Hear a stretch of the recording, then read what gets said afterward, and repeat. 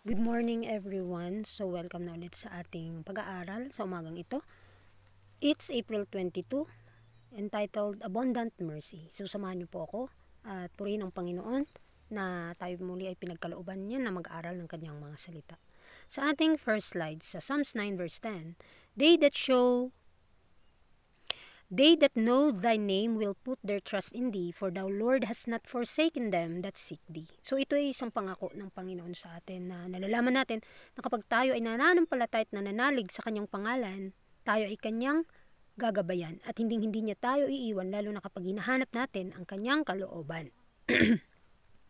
A soul whom God had forsaken would never feel as you have felt, and would never love and the truth and salvation as you have loved it.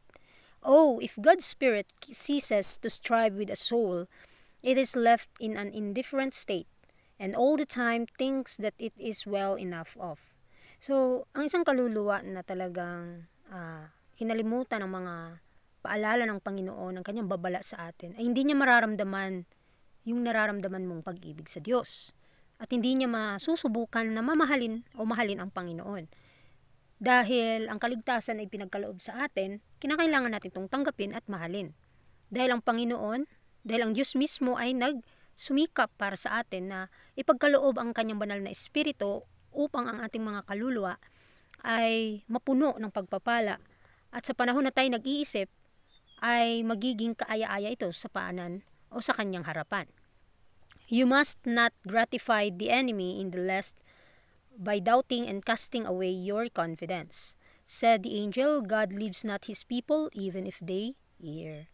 So, wag po nating isipin na tayo iniwan ng Panginoon, na kahit tayo ay talagang inaakusahan ng kaaway, na mag-alinlangan at magdududa pa sa salita ng Panginoon at sa kanyang pangako.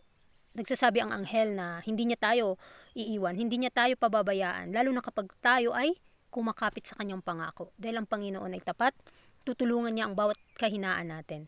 Christ understood all that was in her heart, and he placed himself where she could have the opportunity she desired. He would use that act to distinguish the touch of genuine faith from the casual contact of those who were crowding about him. He turns not from them in wrath for any light thing. If they sin, they have an advocate with the Father, Jesus Christ the righteous. So, naiintindihan ni Kristo ang ating mga puso at ipinagkaloob niya ang kanyang sarili para mapagkalooban tayo, o alam niya ang ating sarili, alam niya ang ating desire sa buhay. Kaya binibigyan niya tayo ng pag-asa at opportunity na para makamit ang kanyang kalooban. At ginagamit din ng Panginoon ang ating pananampalataya upang maging marangal ito at maging kaaya-aya sa kanyang paanan. Lalo na kapag tayo ay talagang kumakapit sa kanyang pangako. At ang kanyang liwanag na mga katotohanan na pinagkaloob sa atin ay sisidlak sa ating mga puso. At ang ating mga kasalanan ay kanyang patatawarin dahil siya ay siya ang ating advocator. Siya ang nakipaglaban. Si Kristo po ang ating katwiran na nagmamakaawa sa Ama na bigyan niya pa tayo ng panahon para magsisi at manumbalik sa Kanya dahil siya ang ating kanlungan. This advocate pleads for sinners, and the Father accepts his prayer. He turns not away the request of his beloved Son. He who so loved you as to give you his own life for you will not turn you off and forsake you unless you willfully, determinedly forsake him to serve the world and Satan. So kapag pinili natin ang buhay, pinili natin ang daan ni Kristo, ang kanyang katwiran, hindi niya tayo iiwan. Until na mabago tayo, until na ma-reflect sa ating buhay ang katwiran ng ating Panginoong Jesus. Dahil siya ay si Kristo ay nasa kanang kamay ng Ama na nakikipag-advocate. Naki-advocate sa makasalanan at sa Ama. Dahil ang lahat ng panalangin ng mga kasalanan, kapag dininig ito ni Kristo, ang panalangin ni Kristo para sa atin ay dininig ng Ama. Kaya isipin natin kung gaano niya tayo minahal. Ang pag-ibig ng Ama sa atin, ang pag-ibig ng ating Panginoong Hesus na pinagkaloob niya ang kanyang buhay para tayo ay maligtas. Malaking pagpapala po ito. Nawa ito yung maitanim sa ating isipan na iwasan na po natin ang mga bagay na nakaka-distract sa ating paglilingkod sa ating Panginoon. At tandaan natin na siya na nagmamahal sa atin, na pinagkaloob niya sa atin ang kanyang buhay, hindi niya tayo iiwan until na willing na tayong mabago. Until ang ating mga puso ay mabago. Until mayroon na tayong determinedly forsake Him to serve the world and Satan. So, it's our own choice kung tayo ba'y magsisilbi sa Panginoon o sa ating mga sarili lamang. Nawa po ay maging be wise tayo na pumili sa landas ng katwiran. Jesus loves to have you come to Him just as you are, hopeless and helpless, and cast yourself upon His all-abundant mercy and believe that He will receive you just as you are. So, minamahal po tayo ng ating Panginoong Jesus, kahit gaano man tayo kamakasalanan, kapag nakilala na natin ang isang pagkakamali na napakakasalanan, at kahit maliit pa yan sa iyong paningin, ay talagang gusto ng Panginoon na tayo lumapit sa Kanya, na walang magawa, na walang pag-asa, na walang makakatulong sa atin kundi siya lamang. At alisin na po natin ang ating sarili, dahil pagkakaloob niya sa atin ang Kanyang makapangyarihang awa at manampalataya na tayo'y Kanyang tatanggapin kung ano tayo. You dwell upon the dark side, you must turn your mind away, and instead of thinking all the time upon the wrath of God, think of His abundant mercy, His willingness to save poor sinners, and then believe He saves you. Ito nawa ang maitatak sa puso't isip ng mga mananampalataya, na kahit ang Panginoon siya ay the God of love and justice, siya pa rin ay patuloy na nagmamakaawa sa Ama, na tayo ay pagkalooban ng pagpapala at panahon para magbago. At kahit na tayo ay nagdidwell sa napakadilim na sistema sa buhay, kinakailangan i-turn our mind to His way.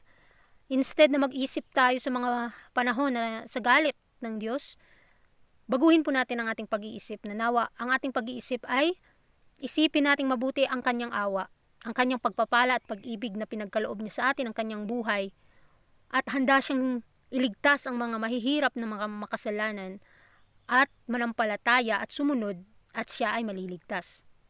You must cry out, I do believe. Jesus retains your name upon His breastplate and pleads for you before His Father, and if your eyes could be open, you would see heavenly angels ministering unto you, hovering about and driving back the evil, angels that they should not utterly destroy. So mga kapatid, isipin natin, kung mabubuksan lang natin ang ating mga pananaw ng mga makalangit, makikita natin ang milyon-milyong anghel na magbabantay sa ating mga daan. Makikita natin na tayo pinoprotektahan sa panahon ng kapanganiban, at tayo'y dapat manampalataya at sumunod sa Kanyang kalooban. Dahil tayo ay iniligtas ng Panginoon, ginastify niya na tayo, at kinakailangan we need to undergo the process of salvation, which is sanctification. At buksan lamang natin ang ating puso na i-welcome palagi ang ating Panginoong Hesus sa ating buhay, upang siya na ang manguna, siya na yung kokontrol sa ating mga emotions, sa ating mga nararamdaman, sa ating mga salita, sa ating mga iniisip, sa ating mga gawa. God calls upon you to believe, heed His voice, cease talking of the wrath of God, and talk of His compassion and His abundant mercy. Jesus sits as a refiner and purifier of silver. So ang Diyos ay nanawagan na tayo manampalataya sa Kanya. Naririnig ba natin ang Kanyang boses? Kung lagi nating iniisip ang Kanyang galit, kinakailangan na palitan natin ito. Kung lagi nating sinasabi yung galit ng Panginoon, nawa ay mabago ito. Pag-usapan po natin ang Kanyang awa, ang Kanyang pag-ibig, ang Kanyang mapagpakumbabang puso na maging kagaya tayo ng ating Panginoon, ang Kanyang hindi nauubos na biyaya. Dahil si Kristo ay bugtong na anak ng Diyos, siya ay tagalinis at tagalinis ating mga kasalanan, at Kanya itong papabanalin. The furnace in which you may be placed may be very hot, yet you will come forth as gold 7 times purified, reflecting the image of God. Jesus, have courage, look up, believe, and you shall see of the salvation of God. So tayo ay pinaprocess ng Panginoon na parang apoy, para tayo ay mas uminit sa ating mga pananampalataya, yet we will come forth as gold 7 times purified. Gusto talaga ng Panginoon, ginagamit niya lang yung mga pagsubok sa buhay natin para mapabanal tayo, malinis tayo, at maging kahalin tulad tayo sa imahe ni Kristo, at ma-encourage tayo na tumingin sa Kanya't maniwala. Look up and believe. At makikita natin ang Kanyang kaligtasan sa atin. Kaya nga sa ating pag-aaral sa umagang ito, binibigyan tayo ng pabala at paalala ng Panginoon na anuman ang situation natin, anuman ang mga discouragement natin na pinagdadaanan, isipin natin kung gaano niya tayo minahal. Ang Kanyang mapagpalang awa ay talagang pinagkaloob sa atin.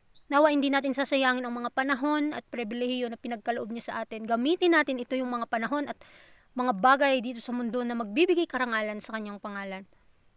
At sa umagang ito, nawa isipin natin, ano ba yung nagagawa natin para maparangalan siya? Ipinagkaloob niya ng lahat ng bagay sa atin. Maraming salamat mga kapatid sa inyong pakikinig. At ito'y magbibigay sa atin ng encourage sa panahon na tayo ay nalulugmok sa kalungkutan. Bibigyan niya tayo ng bagong isip at bagong puso.